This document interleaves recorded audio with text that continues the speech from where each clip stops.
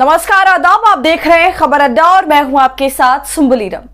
Colonel Sophia Qureshi पर अभद्र घटिया टिप्पणी करने वाले एमपी मंत्री अब जाएंगे जेल।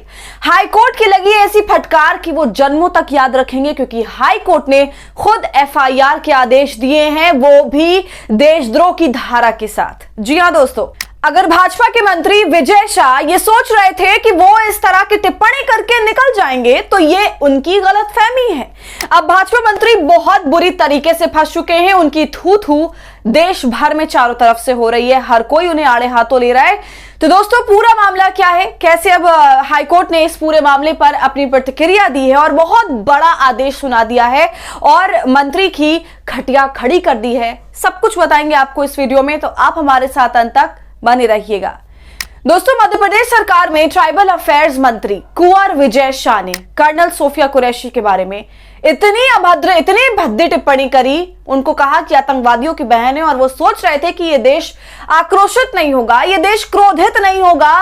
वो ये सोच रहे थे फिर नाटकीय अंदाज में माफी मांग लेंगे और ये बोल करके कि अगर किसी को कोई तकलीफ हुई है तो मैं माफी मांगने को तैयार हूं, ये बोल के मामला निपट जाएगा। वो ये सोच रहे थे क्योंकि वो एक एसटी रिजर्व सीट से विधायक हैं, इस वजह से राजनीतिक मजबूरियों के चलते उन पर तो कोई हाथ डाल ही नहीं सकता। ये सारी चीजें धरी की धरी अब रह गई हैं, क्योंकि अब जबलपुर हाईकोर्ट खंडपीठ ने एक ऐसा फैसला लिया है जिसमें स्वतः संज्ञान लेते हुए इस मामले का सेक्शन 152 भारतीय न्याय संहिता में एक जांच का आदेश दे दिया है। और दोस्तों, मैं आपको बताऊं ये धारा क्या है। ये धारा बहुत महत्वपूर्ण है और इसकी सबसे बड़ी बात यह है कि ये अपने पुराने अवतार में देशद्रोह की धारा थी। तो अब इससे क्या समझा जाए कि कुंवर विजय सिंह के ऊपर देशद्रोह का मुकदमा चल रहा है। इसके अलावा स्प्रेडिंग एनिमिटी अमंग्स कम्युनिटी, इसकी भी धारा लगी है। इसी के साथ साथ अपनी पार्टी को बहुत बुरी तरीके से एम्बैरस कर चुके हैं कुंवर विजय शाह। क्या पार्टी के लिए अब ये बोझ बन गए हैं? ये बहुत बड़ा सवाल हो गया भारतीय जनता पार्टी के लिए। और पार्टी के अंदर अब एक बहुत बड़ा खेमा इस नतीजे पर आता हुआ दिख रहा है कि ऐसे लोगों को पार्टी में नहीं रख सकते हैं। तो अपने एक वाहियात बयान की वजह से आप देख सकते हैं कुंवर विजय शाह के ऊपर कितनी बड़ी गाज गिरी है। चारों तरफ से वो फंस गए। बहुत ही ताव और कॉन्फिडेंस और अकड़ के साथ स्टेज पर खड़े होकर वो अपने मुंह से नफरत की नदी बहा रहे थे, जिसका खामियाजा अब वो भुगत रहे हैं। भाजपा मंत्री ने यह देखा कि देश में उनके खिलाफ एक लहर उठ गई है। जब ये देख लिया तो वो वही पुराना हथकंडा लेकर मीडिया कर्मियों के सामने आ जाते हैं और कहते हैं कि मेरे बयान को तोड़ मरोड़ के पेश किया जा रहा है, मीडिया वाले ऐसे इधर उधर करके दिखा रहे हैं, मेरे कहने का वो मतलब नहीं था। और हवाई चप्पल में दौड़े दौड़े भाजपा कार्यालय वो पहुंचते हैं। इस तरह की बयानबाजी फिर वो करते हैं। लेकिन मैं आपको बता दूं कि ये जो कुछ भी अपने बचाव में कह रहे हैं ना, वो सब बकवास बातें हैं। इन्होंने कट टू कट वो सारी बातें बोली है जिनका वही मतलब था जो हम आप अभी समझ रहे हैं। तो अब जो ये अपने बचाव में बयान दे रहे हैं वो सिर्फ पल्ला झाड़ने के लिए दे रहे हैं, जिसका कोई असर होने वाला नहीं है। दोस्तों, आप चाहें तो विजय शाह का वो बयान एक बार फिर से सुन सकते हैं। जिन्होंने हमारी बेटियों के सिंदूर उजाड़े थे, वही कटे पिटे लोगों को हमने उन्हीं की बहन भेज करके उनकी ऐसी की तैसी करवाई। तो इनका ये बयान सुनकर आपको समझ आ गया होगा कि हाँ, वाकई इसने भद्दा बयान दिया है। आप वीडियो में क्लियरली ये सुन सकते हैं कि वो आतंकवादियों की बहन कह रहे हैं। इस तरीके से इन्होंने एक धर्म विशेष पर टिप्पणी करी, इनकी वजह से समाज में नफरत फैली। और दोस्तों, मैं आपको एक खबर और बता दूं, जो आज की बड़ी खबर है वो ये है कि कर्नल सोफिया के घर पर हमले हो रहे हैं और उस हमले में उनके घर वाले घायल तक हो गए हैं। कहा यह जा रहा है कि हमला आरएसएस की तरफ से कराया गया है, लेकिन इस बात में कितनी सच्चाई है हम उसकी पुष्टि बिल्कुल भी नहीं कर रहे हैं। लेकिन आप देख सकते हैं कि नफरत फैलाने का अंजाम क्या होता है।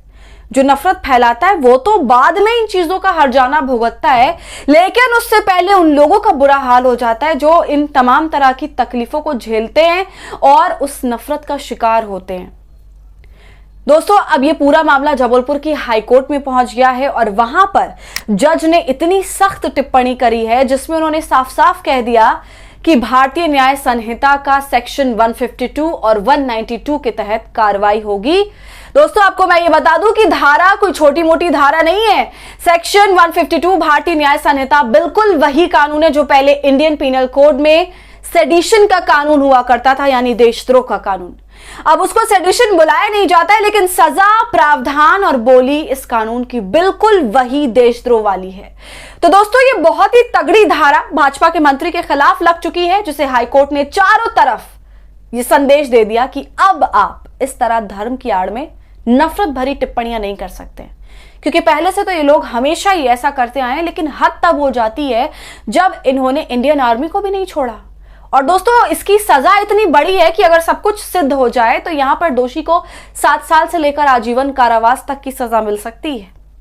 तो हाईकोर्ट ने ये साफ कह दिया है कि इनके ऊपर ये धारा लगाई जाए। तो दोस्तों, अब सवाल ये उठता है कि भारतीय जनता पार्टी के साथ इनके साथ क्या करेगी, क्योंकि ये ट्राइबल इलाके से आते हैं, एसटी के विधायक है और उनके पास ट्राइबल्स का पूरा सपोर्ट है, इसलिए पार्टी हमेशा राजनीतिक दबाव में एक रहती है और इनसे ज्यादा बैर नहीं लेती। आपको बता दूं, विजय शाह ने शिवराज सिंह चौहान की पत्नी पर भी बहुत खराब टिप्पणी करी थी, जिसकी वजह से इनको सस्पेंड भी किया गया था, लेकिन फिर ये वापस आ गए। और अब जो इन्होंने बयान दिया है वो सिर्फ मध्य प्रदेश तक सीमित नहीं है, अब ये पूरे देश पर बात आ गई है।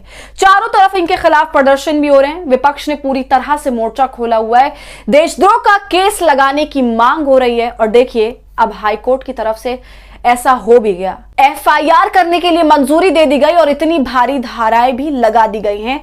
लेकिन असल बात यह है कि कुंवर विजय शाह भारतीय जनता पार्टी के लिए एक बोझ बन गए हैं। दोस्तों, यहां पर भाजपा के पास 2 विकल्प है, या तो वो इनके साथ डिसिप्लिनरी एक्शन ले, या फिर दूसरा ये कि इनको अपनी मिनिस्टरशिप भी गंवानी पड़ जाए। तो दोस्तों, आपका इस पूरे मामले पर क्या कहना है, आपकी राय क्या है? भाजपा मंत्री का जो ये बयान था उस पर आपका क्या कहना, और हाईकोर्ट जिस तरह से इस पूरे मामले को ले रही है, एफआईआर का आदेश दे दिया है, उस पर भी आपका क्या कहना है? हमें अपनी राय कमेंट कर जरूर बताएं। वीडियो पसंद आई हो तो इसे लाइक और शेयर करें और खबर अड्डा को यूट्यूब पर सब्सक्राइब कर लें।